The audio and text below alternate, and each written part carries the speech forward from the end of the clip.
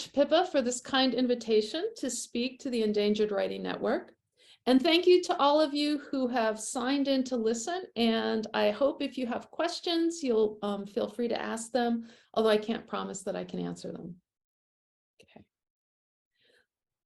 While traveling through Bolivia in the 1840s, the Swiss naturalist Johann Jakob von Tschudi observed a form of pictographic script written on animal hides when he was visiting the Copacabana Peninsula.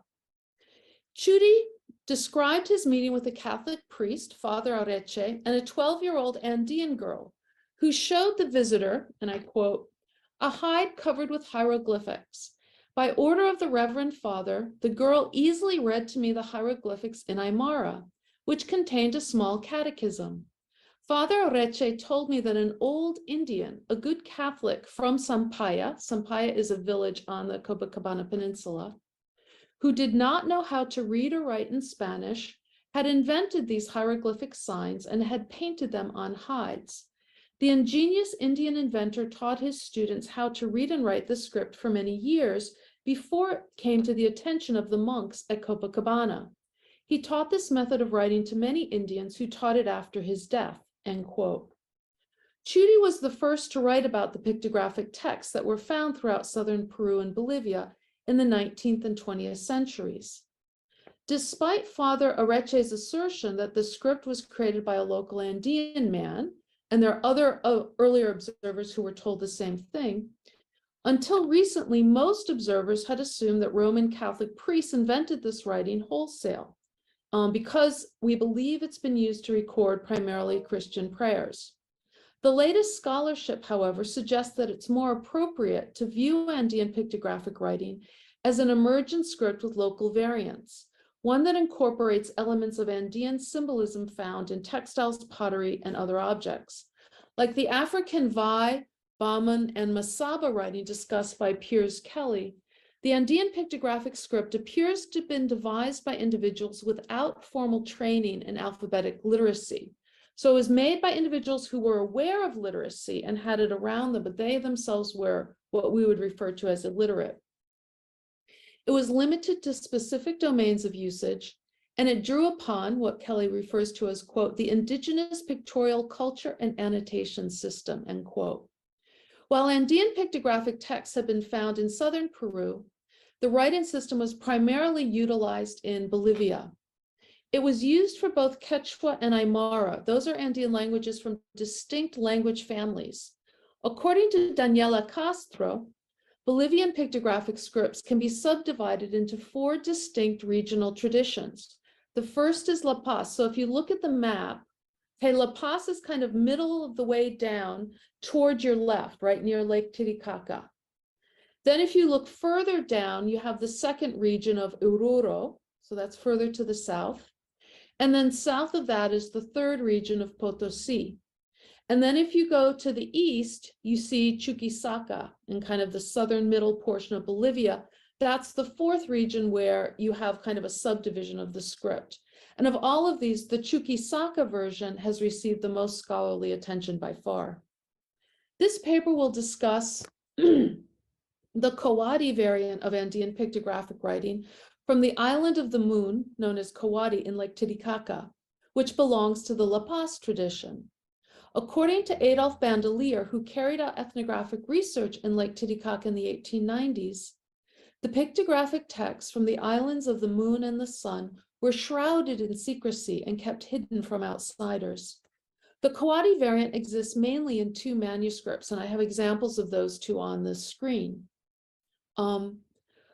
The oldest and most complete of which, the Pickering manuscript, has never been examined previously by scholars until I began working on it. An astronomer, William Pickering, acquired the manuscript in 1893, and it is currently in Harvard's Peabody Museum. And I have to thank my former student, Manny Medrano, for taking the photographs of the manuscript for me. The second manuscript, known as the Libreta de la Luna, or Notebook of the Moon, was published in 1953 by Ibarra Grasso, but it has gotten little scholarly attention. After discussing the Kawadi text in the context of the pictographic script, I will turn to the recent ethnographic research by Berenice Guillemette I'm probably mispronouncing her name, Guillemine, about the survival of Andean pictographic script in clay tablets, which play a central role in Easter celebrations in rural Chuquisaca. As I mentioned, Chudy's publication of a drawing of the pictographic hide from Copacabana in his 1869 book was the first published reference to this Andean script. So again, the first knowledge that we have of this, the first reference we have from an outsider, is Chudy, who observed the script in 1840s. Throughout the 19th century, other travelers wrote about Andean pictographic texts. In 1875, Charles Wiener found pictographic catechisms in Paucartambo, Peru, and in Sica, Bolivia, and he published copies of them in his book. So the script in the middle that you see of your screen, that's Wiener's version of the script from Paucartambo in Peru. The German anthropologist Max Uhle, who conducted research in Copacabana in the 1890s, acquired a pictographic catechism to send to Berlin. He described the characters on the catechism as being the same as those on Chudy's hide. And the hide there is currently in, I think it's in Sweden. And I don't know if that's Uhle's hide or not. I haven't been able to track it down. According to Uhle, an indigenous lay catechist from Copacabana named Chuquimisa had produced the catechism, which Uhle explained could still be understood in Copacabana and the Island of the Sun. In the 1890s, the anthropologist Adolf Bandelier tried to persuade the residents of the Island of the Sun to show him their pictographic scripts, but to no avail. As he wrote, quote, "There is no school on the island. An old man who speaks Quichua as well as Aymara teaches some of the children church hymns and catechism in their own language. Some of the Indians still preserve a kind of picture writing. It is very difficult to obtain such pictographs. The Indians refuse even to exhibit them, and our offers of money could not induce them to show us one of these curious pictographs. Their import is wholly religious. They are the catechism and church prayers pictorially represented."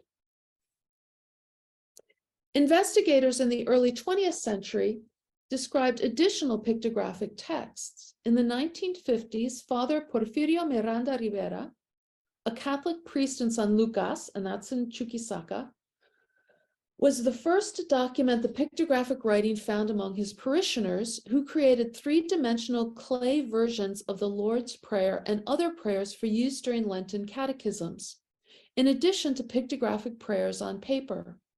The production of these clay texts during Lent continues to the present day, as I'll describe later in the talk.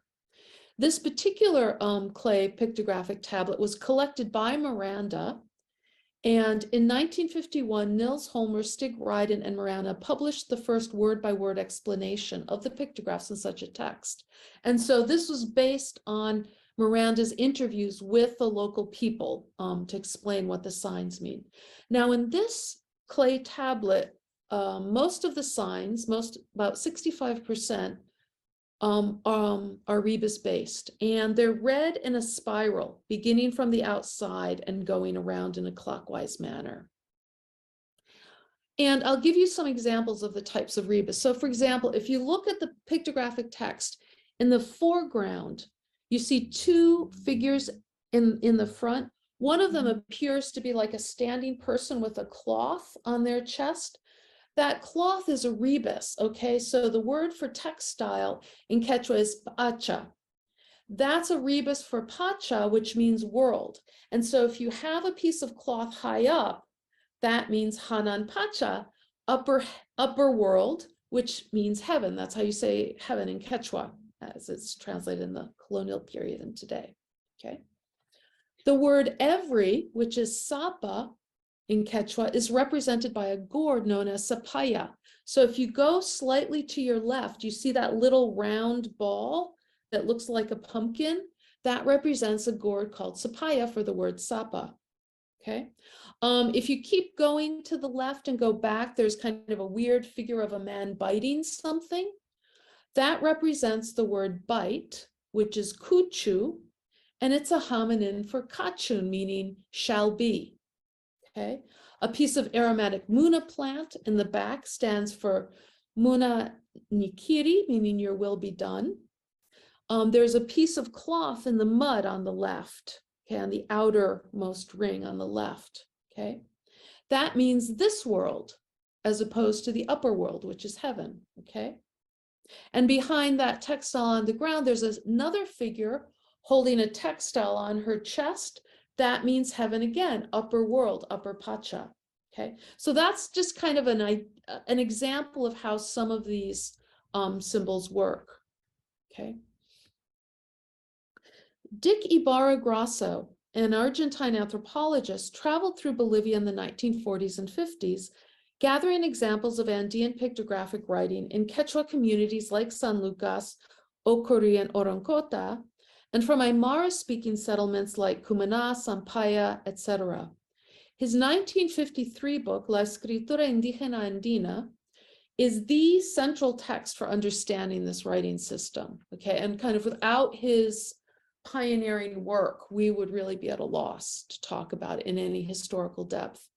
He estimated that about 30% of the signs in the various pictographic systems were rebuses, although some variants had a significantly higher proportion of phonetic signs. Although Ibarra-Grasso believed that the pictographic writing represented an ancient pre-Columbian script, no examples of Andean pictographic writing are known to exist, well, really before the 19th century. It's possible that some of the catechetical hides are from the 18th century, but that's really speculation. And all of them appear to be related to Catholic catechism and church teaching, although it's not often noted that not all of them are like translated or known what they mean, okay? So there are prayers and so there's no like, you find scholars listing important symbols, but there's no like compendium of all the symbols because we don't know what they all mean, okay? Okay, so there's lots more work to do. In 1999, Barbara Jay and William Mitchell produced a facsimile edition of the Quechua Pictographic Catechism known as the Huntington Catechism, which is now owned by Cornell University. Little subsequent research on the pictographic writing system was carried out. I mean, there's a little bit here and there, but not much was done until the 2010s when Bolivian anthropologist Fernando Garces initiated a research project on the collection of pictographic texts in the museum at the University of San Simón in Cochabamba. This is the largest collection of pictographic texts in the world. There's about 100 of pictographic texts. Almost all of them are on paper and almost all of them are from the mid-20th century. The anthropologists Osvaldo Sanchez Terrazas and Walter Sanchez, who carried out fieldwork in San Lucas in the 1980s, again, this is both in Chuquisaca, donated the bulk of the collection. Among the significant findings that arose from their work is the insight that prayers were read from the catechisms for specific purposes. So the creed, for example, was recited to cure illness. A local prayer, Our God, Dios Apunchich, was intoned for rain. I am a sinner, Nyuka Huchasapa, provided protection from storms, and so on. Grebi Rioja Montaño has written about the collection of pictographic texts in Cochabamba. She's published quite a number of things about it. And she describes the continuities between the pictographic script and the symbols found on pre-Columbian objects, such as pottery and textiles in the Andes. So there's a continuity, but the script per se, you know, the earliest known rendition of that is really Chudi, talking about in the 1840s. Ibarra-Grasso donated the remaining materials in the San Simón University collection, 22 pictographs on paper and 8 hides, all of them from the Lake Titicaca region. Only one of the 8 hides is in a good state of preservation. The other 7 hides all have considerable damage and are pretty much illegible. So the 2 hides at Harvard from the Island of the Moon, which may date to as early as the 18th century, are invaluable for their age and for their excellent state of preservation. Okay. Now let's turn to the Island of the Moon. Where am I talking about? So if you look on this map, the white section to your left is Peru. The kind of brownish orange section to your right is Bolivia. And so the Copacabana Peninsula is smack dab in the middle of that, right? And most of it's, even though it's connected to the Peruvian mainland, most of it is Bolivian. If you look at the Copacabana Peninsula, on the northern western tip of it, you have the island of the sun, La Isla del Sol. And then very, very faint to the east of that is the island of the moon, La Isla de la Luna. It's also known as Kawadi. It lies nearly 2 miles northeast of the Copacabana Peninsula. The island is only 1.5 miles long and 1/2 mile wide. It's about 4 miles east of the island of the sun. When Bandelier visited the island of the moon in 1895, he found a small population subsisting mainly on farming, maize, quinoa, and potatoes. The island's owner visited only once or twice a year. Bandelier noted that travel, quote, between Kawadi and the mainland is irregular. When the Indians have to go to Copacabana, a balsa or two will cross and recross. But if they have no cause for making the trip, the visitor on Kawadi may remain cut off from all the world for many weeks. So it was relatively isolated, but it was linked to the Copacabana communities. In 1921, a Harvard astronomer, William Henry Pickering, famous for seeing the so-called men on Mars, but that's another story for another day, he donated the 2 catechetical hides to the Peabody Museum at Harvard. Years earlier, Pickering had established Harvard's Boyden Station in Arequipa, Peru, building an observatory near the peak of the snow-capped Misty Mountain. In 1893, he traveled south to Lake Titicaca, where he visited the islands of the sun and the moon. According to an entry in the Peabody Museum records, which Manny Medrano kindly transcribed for me, Pickering stated that the hides were given to him by a Lake Titicaca steamboat captain. Quote, this is what it says in the museum archives.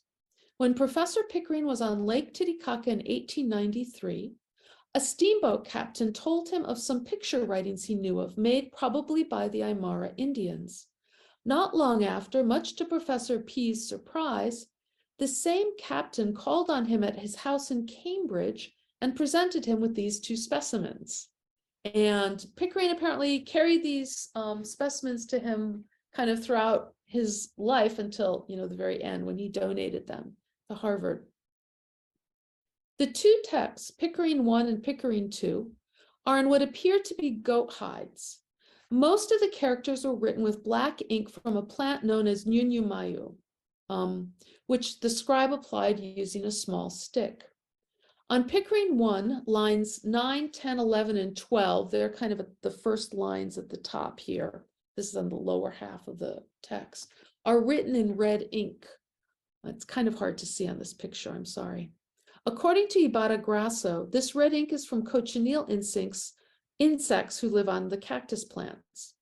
Pickering 1 has 16 lines of text filling the entire hide. Pickering 2, however, has only 9 lines, leaving the lower part of the hide blank. The pictographic lines are read in a I'm probably mispronouncing this, boustrophedan fashion, beginning from the lower left. So boustrophedan, it's like an ox plows, right? So you start on the lower left, and then you go in one line, then you start the upper line on the right, and you go back and forth like that, okay? And many of these catechetical texts are written that way, but not all of them by any means. The Pickering manuscript contains more items than the Libreta de la Luna, including the following, which are absent from the Libreta: the Our Father, the Hail Mary, the consecration to the Sacred Heart, the 3 enemies of the soul, and the 4 last things. The similarities and differences between the Pickering manuscript, there's the Libreta, and the Libreta can be seen, for example, by comparing the depiction of the 5 commandments of the church in each text. Okay, and I hope that's visible on your screen. So this is the 5 commandments of the church in Pickering. And so we start at the left, okay? Each text begins with an image of the church signified by a building with a cross and a priest. And if you look very carefully, you can see the faint cross on there. This is followed by large hollow circles, 2 in the libretta and 4 in Pickering, which indicate commands. So in this system, words, commands, sayings are represented by a hollow circle. After this, we see 5 hash marks representing the cardinal number 5. This phrase is the name of the prayer of the text. Church commands 5, or, as we would say, the 5 commands of the church. And this is the same in both versions of the text. Next comes an I called Naira in Aymara, which is a rebus for beginning, which also is Naira in Aymara. The list begins with the command to attend Mass, shown by parishioners kneeling by the priest in the church. The text then goes through a simplified version of the commands numbered from 2 to 5. The second command, so you see the number, you see 2 hash marks to tell you that you're at the second command, is to go to confession, especially when dying. And if you look at the symbol, you see this guy lying flat on the ground. That's the standard symbol for dying and death in pretty much all of these pictographic systems, right? So like if they're talking about Christ dying, he's flat on the ground, okay? So this is a symbol for death, okay? The third command, if you go through, you see in the middle of the text, you see 3 hash marks, is to celebrate Easter. And the symbol for celebrating Easter is a figure holding a cross, a standing cross, that's decorated with banners. And of course, decorating these large standing crosses is a typical aspect of Easter celebrations in the Highlands. Now, and that's all that, again, this symbol, this decorated cross, is a standard symbol for Easter. If you look at the libretta, you go to the second line from the right, and you go in toward your left, and you come to that third command of celebrating Easter. You see the same stick figure holding his decorated cross. It's a little more schematic than in the first one, but in this case, he's got a whole party with him. He's got a guy playing a drum. He's got a guy, if you keep going across to the other page, you'll see there's somebody dressed as an angel, which is typical.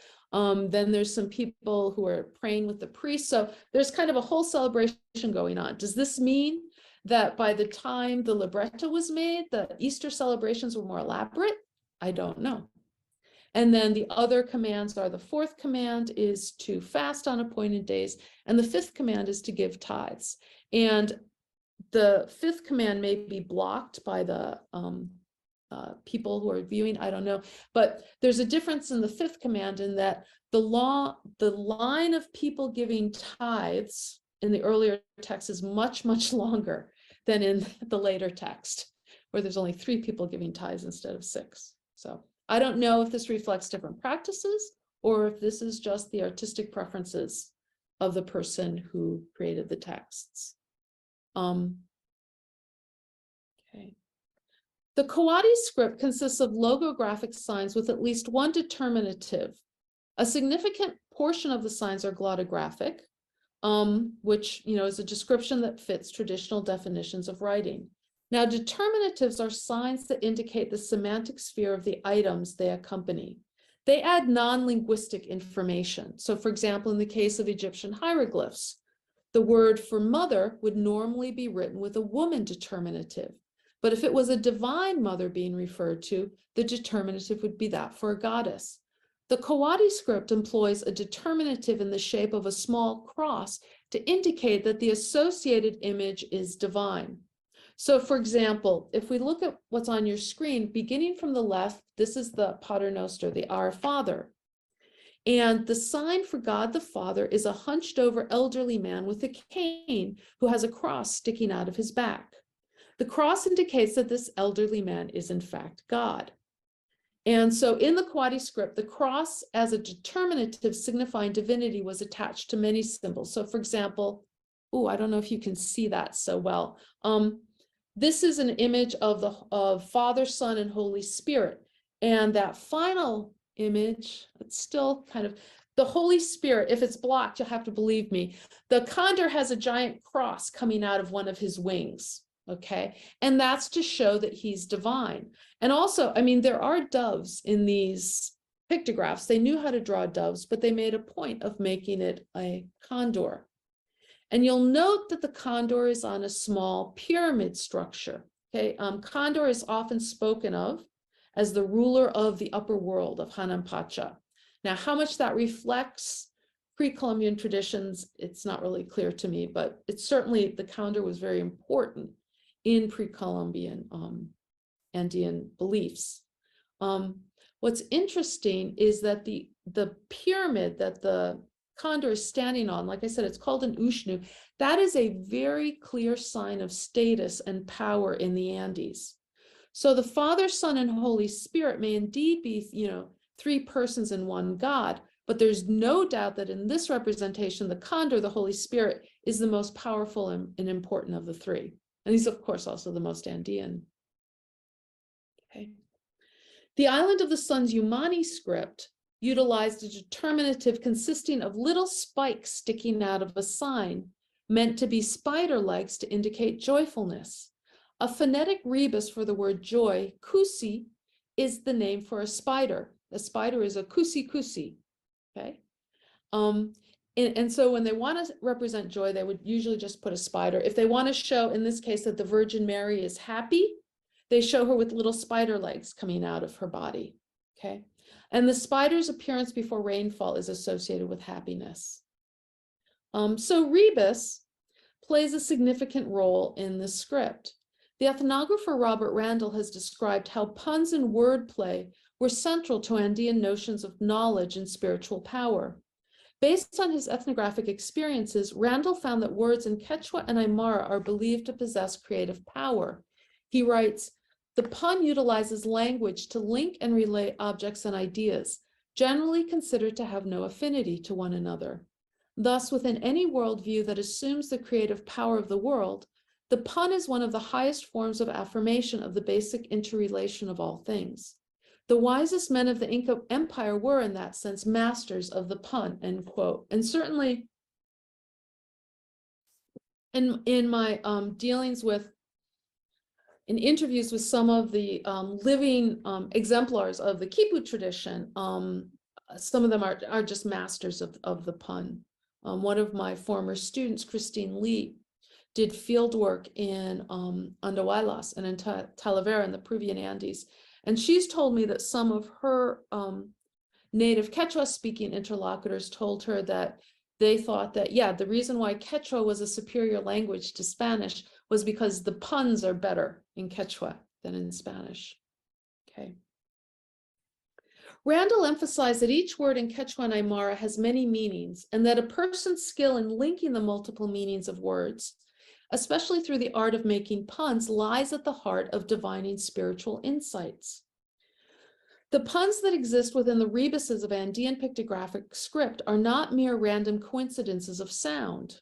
The images chosen to represent the particular sound of a word often, not always, but often convey significance in their own right.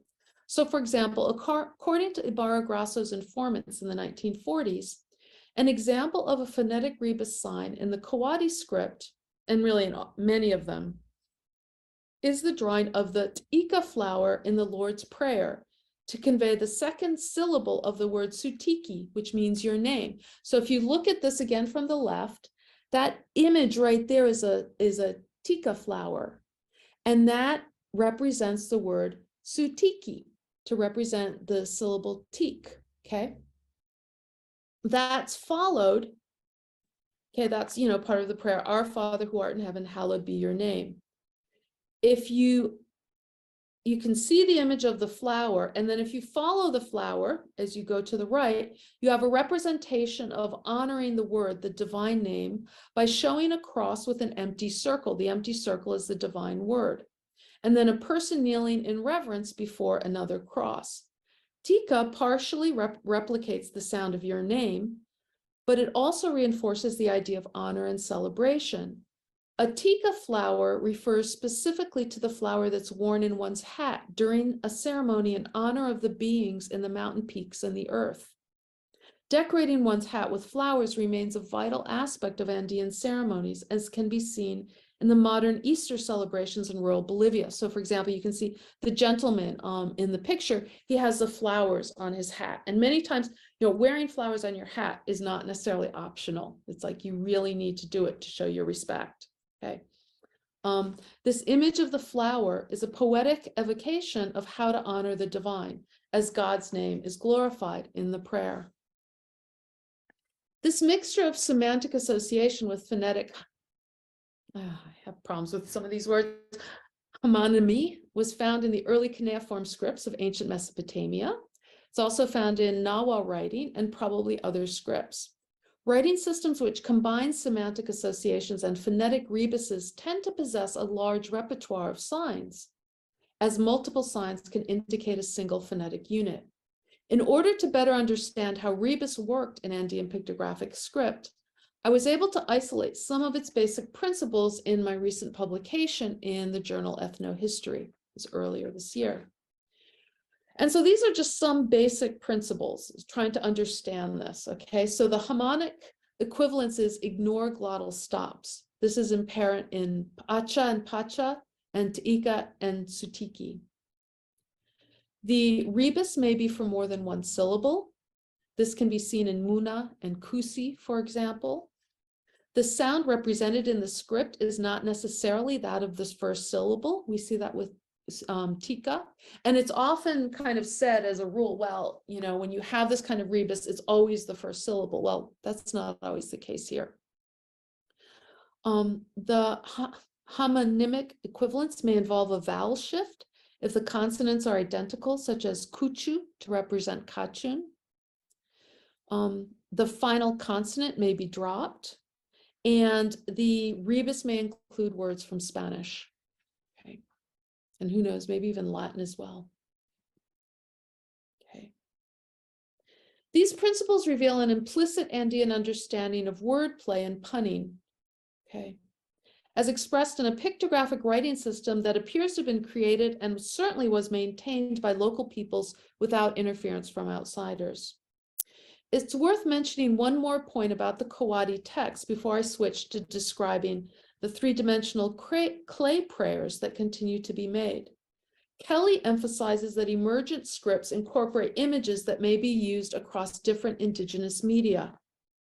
Andean pictographic script has at least one sign that it shares with Bolivian Kipus, modern Bolivian Kipus. If you look at this sequence from the Lord's Prayer at the top right of your page, you can see a figure holding what looks like a whirligig, okay? And according to Ibarra-Grasso, this is the symbol for kingdom and for God's authority over his kingdom, right? For the phrase, thy kingdom come, okay?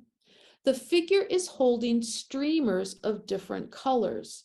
This is the standard symbol for God's authority over his kingdom in the different variants of the script. In the clay tablets, for example, God's kingdom is shown by a stick covered with differently colored threads and yarns.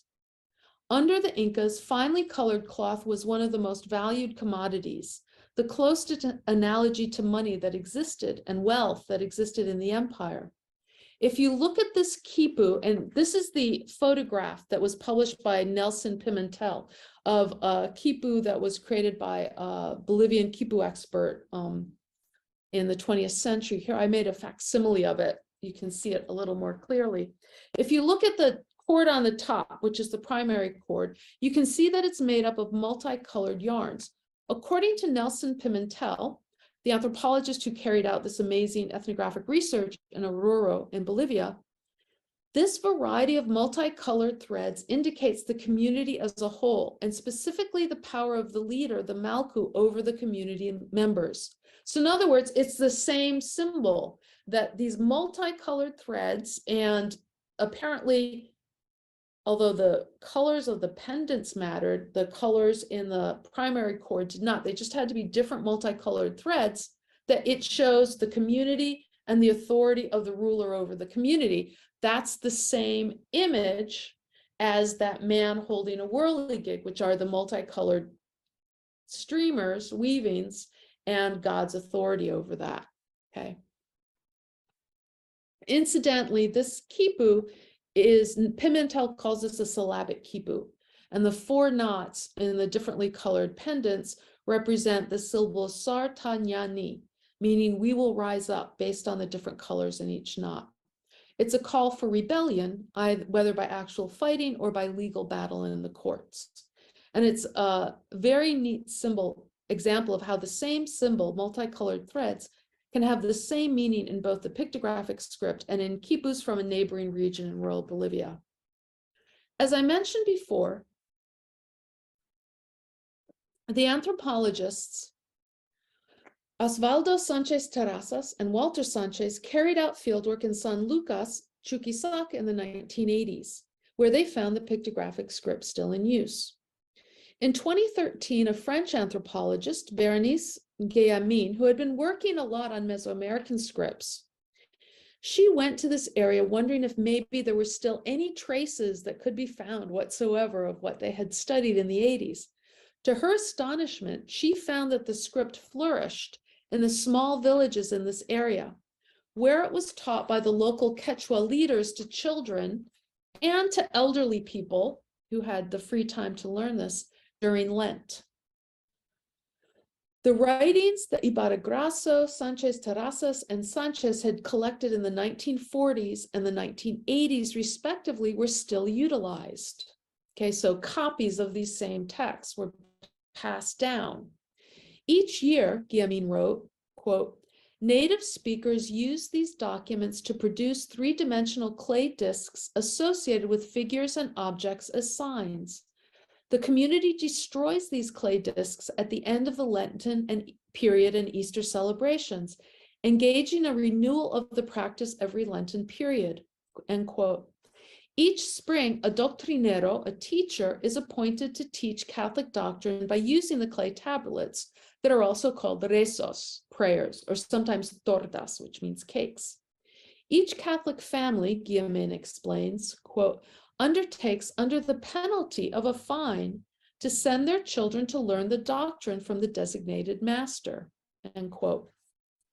When the anthropologist went there, when Guillamín went there, the Catholic priest was not even aware of the practice. Okay, he didn't even know it happened, let alone involved in overseeing it. The prayers taught in Quechua are the Lord's Prayer, the Hail Mary, the Salve Regina, the Creed, the Ten Commandments, and the Seven Sacraments.